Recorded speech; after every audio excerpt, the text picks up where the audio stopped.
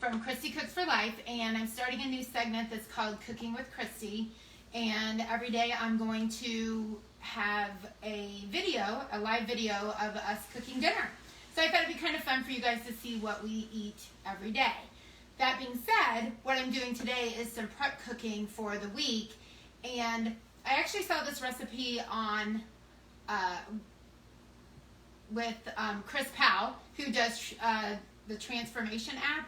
And it sounded really good to me, but I knew that I wouldn't be able to make it for Chris and I because they used a packet of Hidden Ranch, which is full of sodium, and a jar of salsa verde salsa, obviously, and that would have a ton of sodium in it too. So I did some scouring of the website, of Pinterest, and I found a couple recipes that I could alter so I could make my own salsa verde and my own ranch seasoning from the packet. So that's what I'm going to share with you today. And the chicken is actually going to cook for 10 hours. So this part of our Facebook Live is just the prepping of it.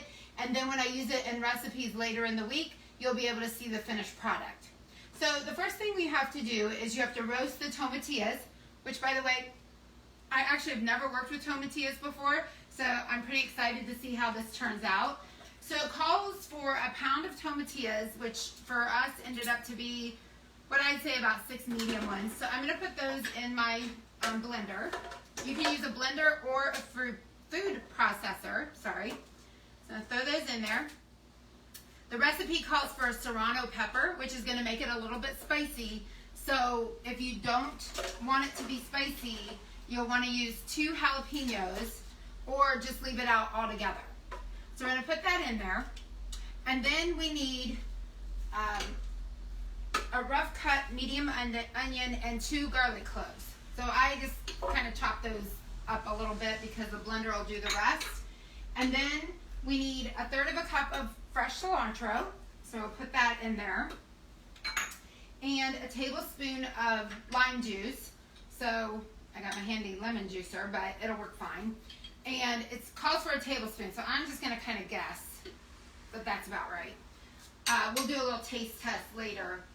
And because I'm not using salt, which the recipe calls for, I'm going to add some cumin because I think that's going to give us some nice flavor. So I'm going to use about a teaspoon of cumin, throw that in there.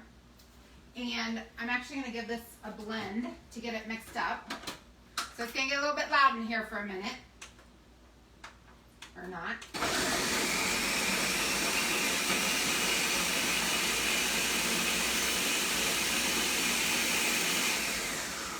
Alright, I think that's a good start.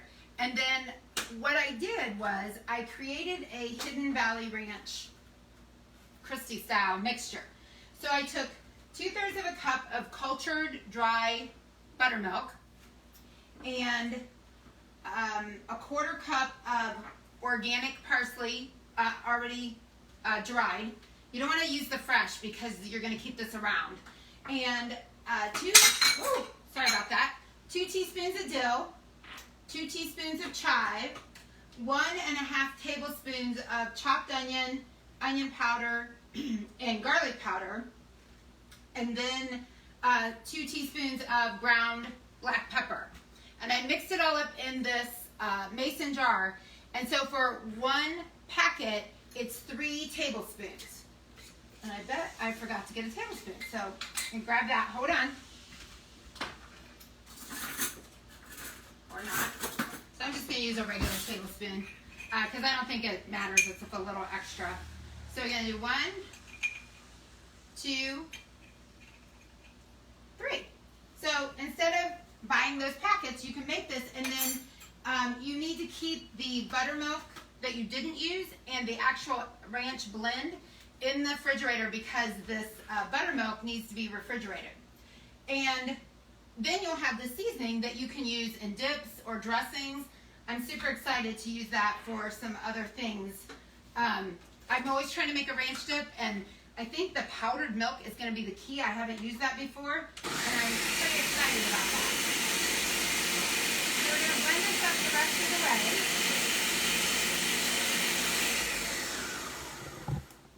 And I'm going to give it a taste.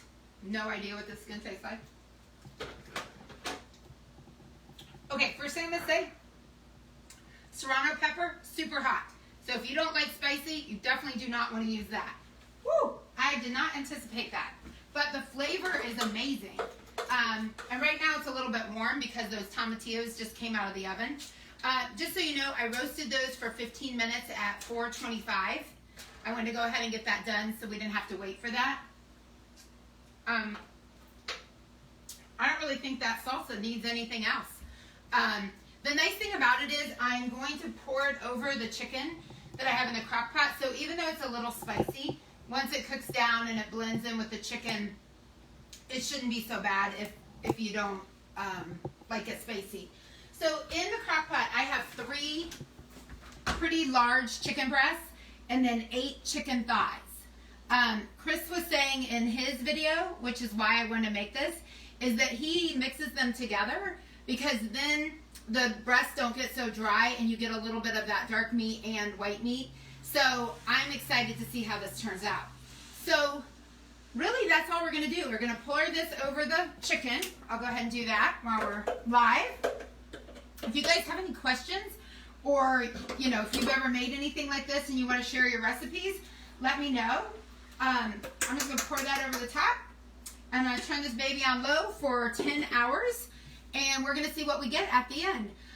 Remember to follow me on Instagram or Facebook and put your comments down below and I will answer them later this evening. And this is Christy from Christy Cooks for Life. Make sure you make every meal a heart-healthy meal. Have a great Saturday night, guys. Take care.